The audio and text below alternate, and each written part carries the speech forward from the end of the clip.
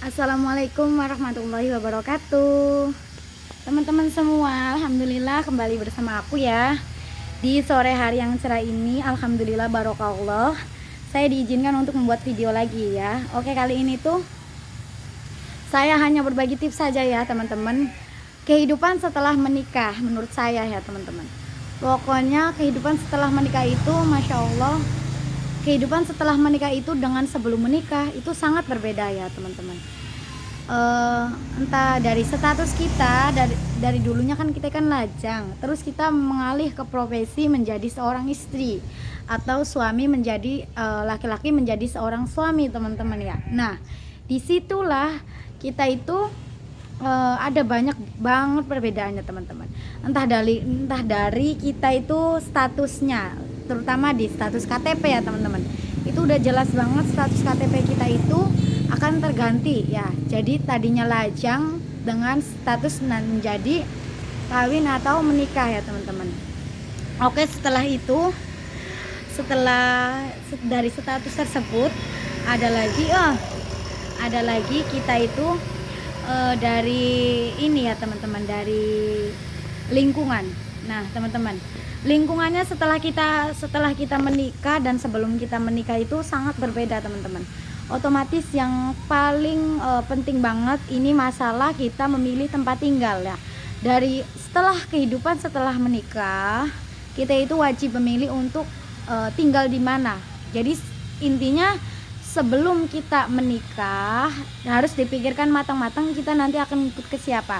Entah itu kita akan mengikut ke suami atau suami kita yang akan mengikut ke rumah kita, atau kita kalau yang kita belum punya ya teman-teman, kita memilih untuk ngontrak atau ngekos ya teman-teman, ngekos berdua. Intinya setelah menikah diusahakan kita itu untuk berpisah dari yang namanya keluarga kita dan keluarga laki-laki, lebih bagusnya ya teman-teman. Oke, aku pindah posisi dulu ya teman-teman.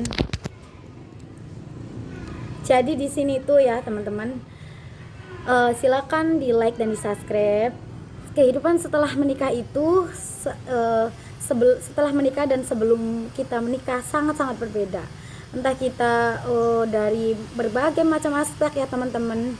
Pokoknya tanggung jawab juga teman-teman. Nah kita sebagai seorang istri, setelah kita itu berstatus menjadi menjadi seorang istri dan suami kita itu menjadi seorang suami, nah otomatis segala sesuatu yang kita lakukan itu harus atas persetujuan dari si pak suami teman-teman.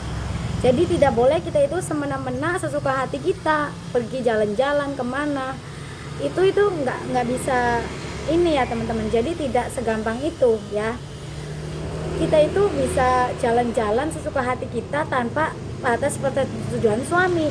Jadi kita itu tidak bisa teman-teman.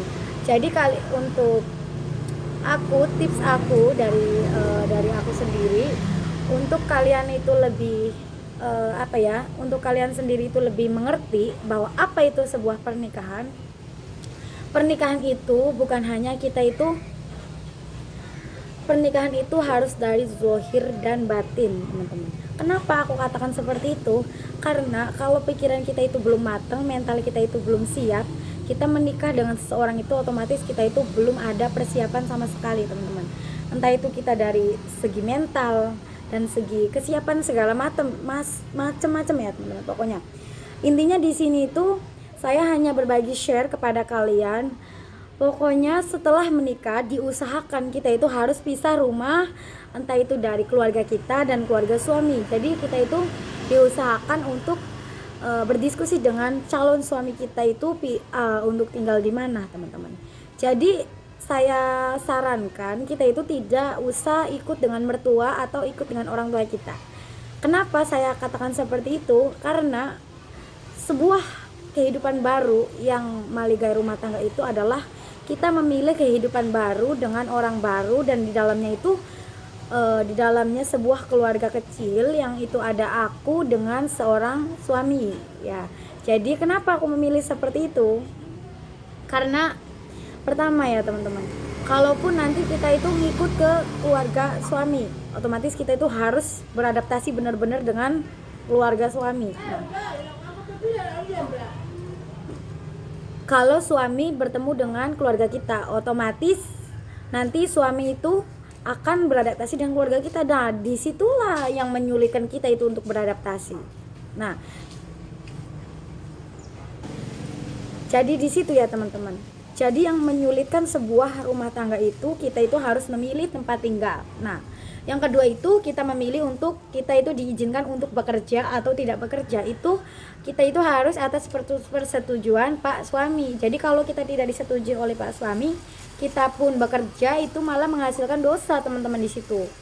Nah, kalau masalah bekerja itu atas persetujuan kita dengan seorang suami kita. Jadi kita itu harus izin dengan suami, boleh enggak, seperti itu ya teman-teman.